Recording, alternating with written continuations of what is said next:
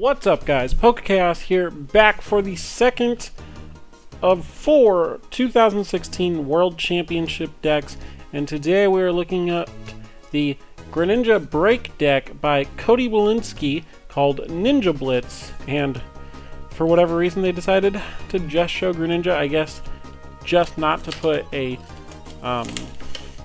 break card that would be sideways on there. This is the second place Masters Division deck.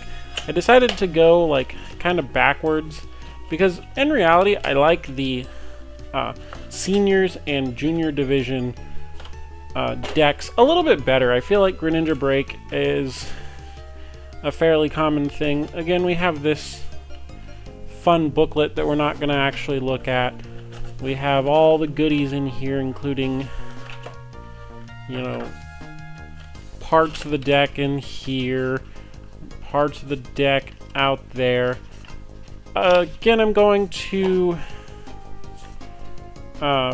organize the deck, so we will have a little bit of a cut. And we also have our San Francisco pin, which I should have the other one from the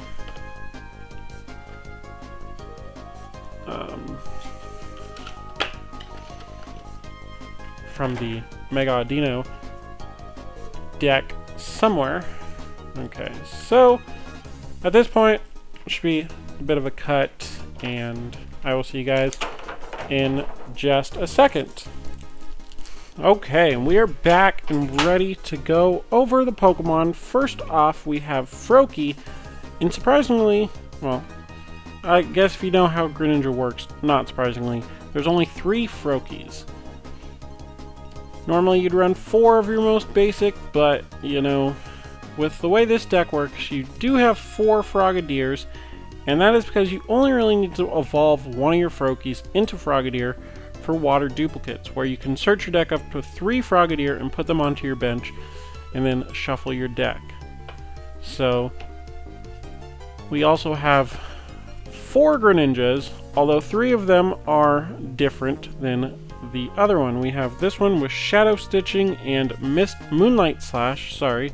Shadow Stitching does 40 damage for 1 colorless energy until the end of your opponent's next turn. Each Pokemon your opponent has in play, in his or her hand, and in his or her discard pile has no abilities. And then Moonlight Slash for 1 water energy does 60, and you can return the water energy to your hand to do 20 more damage. And then last but not least, for the regular Greninjas, we have the XY based Greninja, which of course now is an expanded card with the ability Water Shuriken. You can put 3 damage counters on a Pokemon for discarding a water energy from your hand, and then Mist Slash, which does 50 and isn't affected by weakness, resistance, or any effects of your opponent's attacks. So next up we have 3 Greninja BREAKs.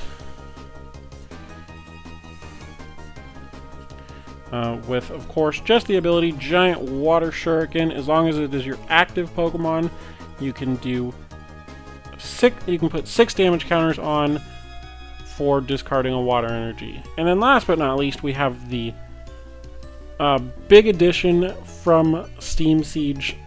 This was before, you know, this was when Steam Siege was first released. We have Talonflame with the ability Gale Wings. If this Pokemon is in your hand when you are setting up to play, you may put it face down as your active Pokemon. And of course, Aeroblitz does 40 for 1 energy, and you can search your deck for up to 2 cards and put them into your hand. Any 2 cards. Any 2 cards at all. So that is it for the Pokemon lineup. This is probably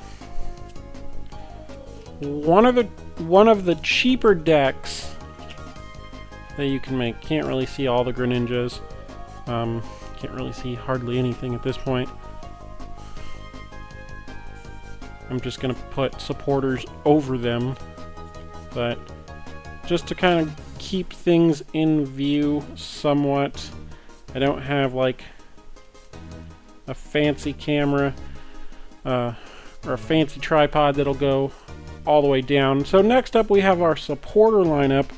We have the standard 4 Professor Sycamores. Discard your hand and draw 7 cards.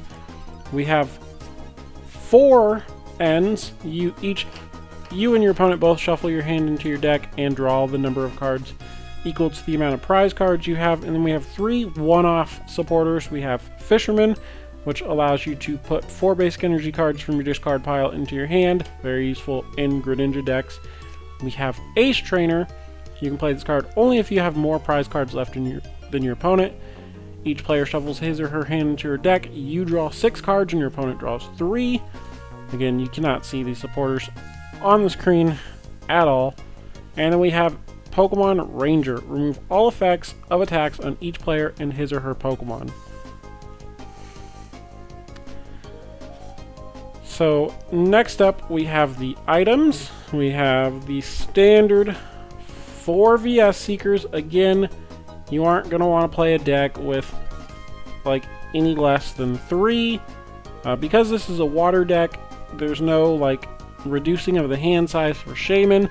You have 4 Dive Balls rather than Ultra Ball.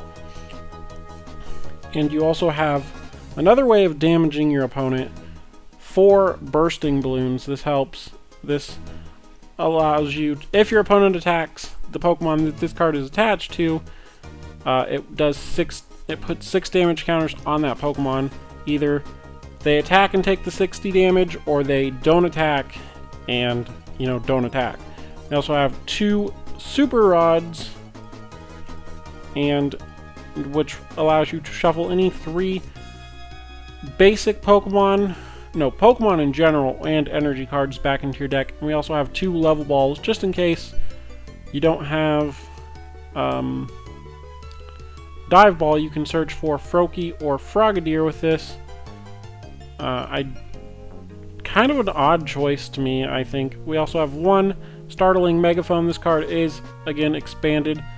Now, discard all Pokemon tool cards attached to each of your opponent's Pokemon. Was a very good card back in the day.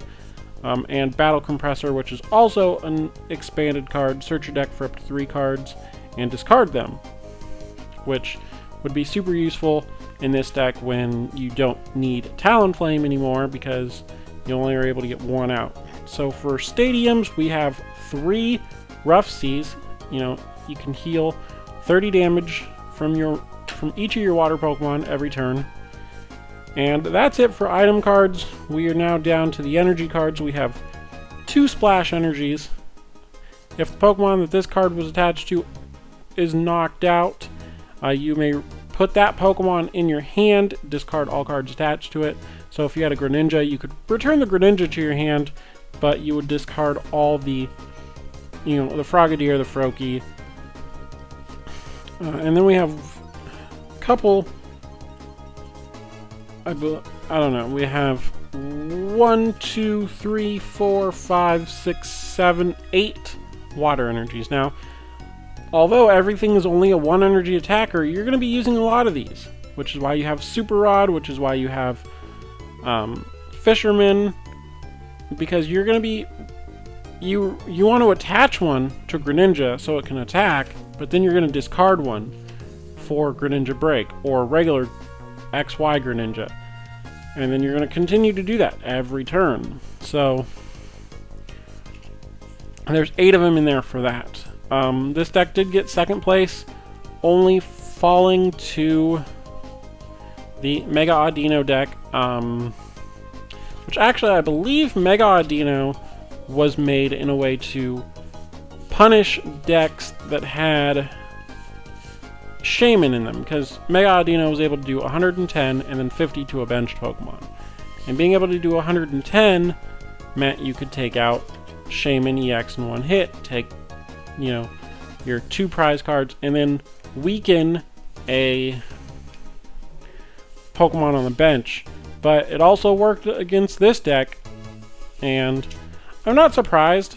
I know a lot of people were surprised about Mega Audino, and I know a lot of people assumed Mega Audino was more of a fluke win than anything, but Greninja Break does have some consistency issues, and if you don't draw the right cards on your first hand, if you don't draw a Talonflame, you could have a very tough time winning the matchup. So that's probably what happened in the finals. I didn't watch and I don't remember exactly. So if you guys enjoyed this deck, do make sure to hit the like button. Make sure to subscribe to the channel for more deck openings and other TCG related videos, and I will see you guys next time.